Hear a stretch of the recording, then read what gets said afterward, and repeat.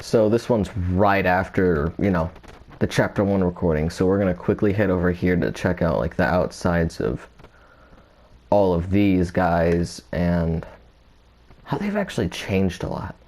See, it used to be double-sided, but the rooms were completely different. Like this is what the room looked like.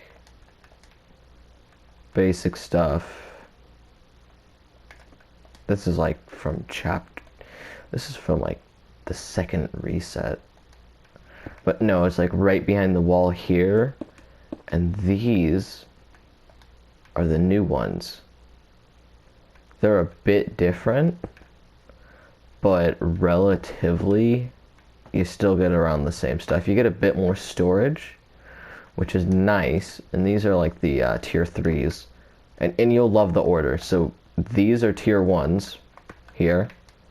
These are tier 2s. Okay.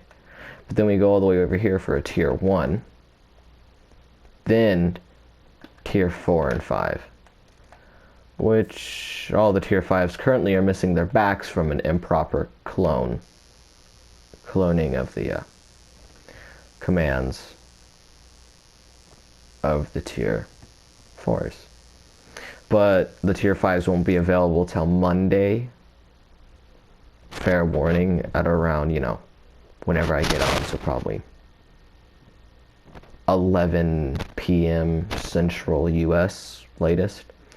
But no, I don't think there's any original tier 1s. I removed all of them a while back. Tier 2s have, I think, a smidge of original. Yeah, I treat you guys a lot better with these newer tier rooms. He didn't need a button, did he? He doesn't need one. Yeah, they would be about this big, have this much storage. They weren't like something to gawk at. Definitely more aesthetically pleasing to my eyes. And then tier 4s and 5s were a later addition after automating it. And what I do is I count when I should do a reset by what kind of equipment everyone has and what rooms are sold. Like, are all the tier 4s and 5s sold? I should probably do a reset. And these are just the basic guys.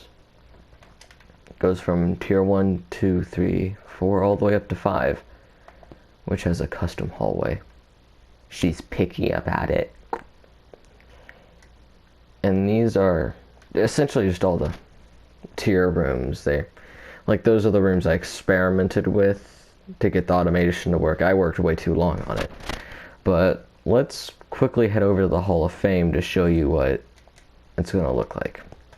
You're going to teleport into one of these rooms. It'll be a hallway. It'll make some stuff up. I'll interview a person for the Hall of Fame. Like, make it like this. Like, they played their games for hours and hours to try to do the best at this.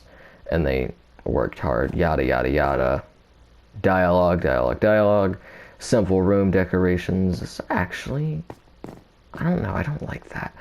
I mean, this room's looking okay. Could look better.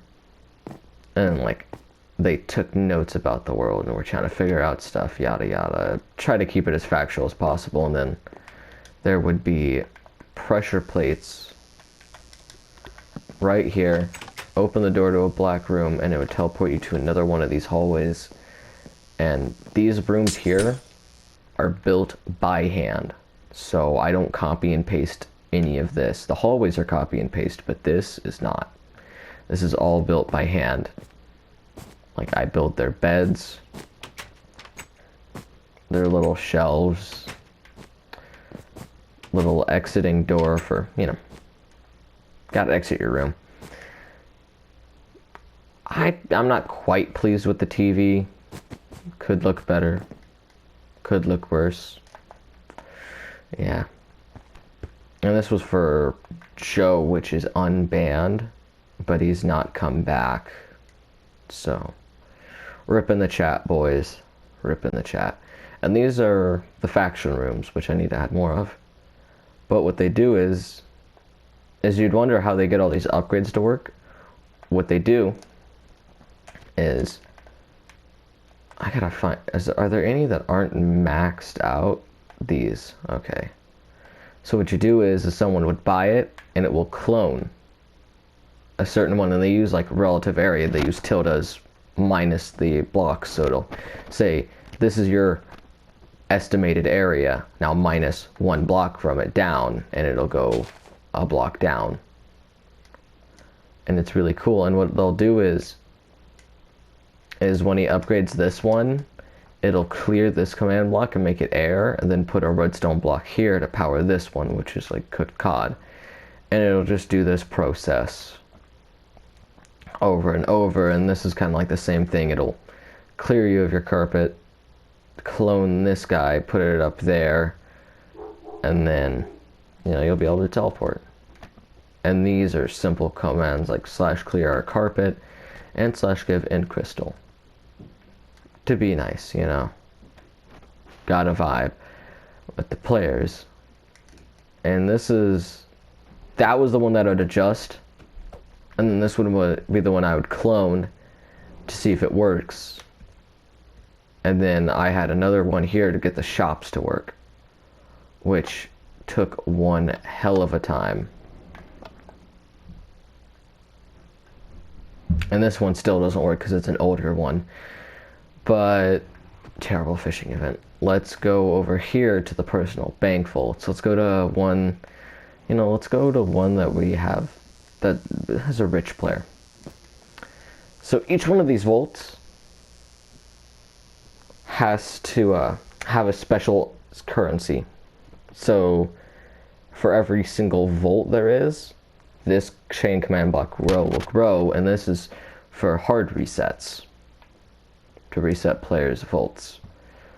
And this was the attempt to do it on both sides. It didn't work, so these guys are just left to rot. And what'll happen is a player will buy a bamboo for 25 emeralds. It'll do the same clone thing as down there, and this teleport thing will always be here. It's just 3 blocks long. And this is how they work. They use a redstone piston timer to power 3 droppers. And you deposit your emeralds in here. They'll run through these hoppers into these 3 droppers. This dude's not smart. I'm gonna clear that out and delete it because it only works with emeralds. It says put emeralds in here. I'm not throw whatever in there to call it good. And that's what they'll do. They'll power it. It powers every single dropper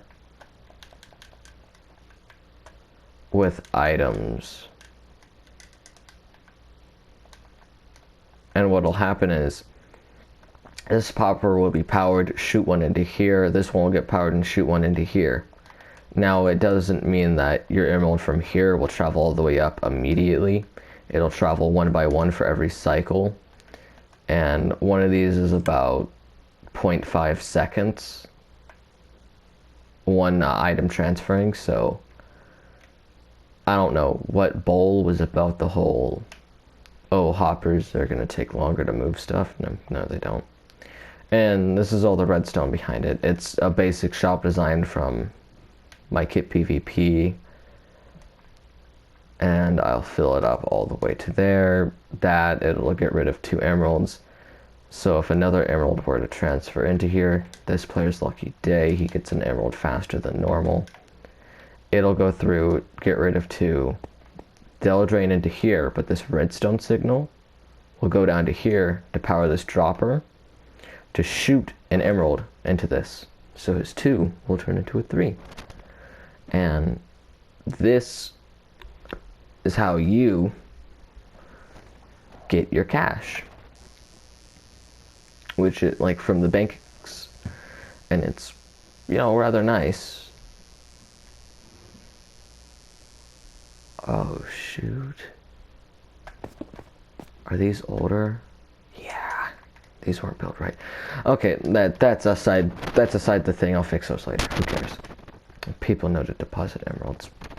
So what'll happen is that these will all be running with players. They'll ask for their emeralds, I'll come up, grab it, give them their emeralds, or recycle them through for them. And the reason I don't have it auto-cycling, and it's extra work, and also it would make more sense to make it only work when I'm on to simulate business hours. So essentially, these banks are useless unless I am on to give you your emeralds back. But these are great return. They make you a bunch of emeralds. A stack can turn into a stack of 32 emeralds. A lot of cash to be made. I could see me resetting these and seeing that a player has 5 stacks of emeralds just stored up. That is 5 enchanted gold apples in the discount store. Absolute monster. I'm thinking the next video I do will be of the story mode because of all the command blocks in it. But that one's going to be very delayed because I need to work on, the dungeons.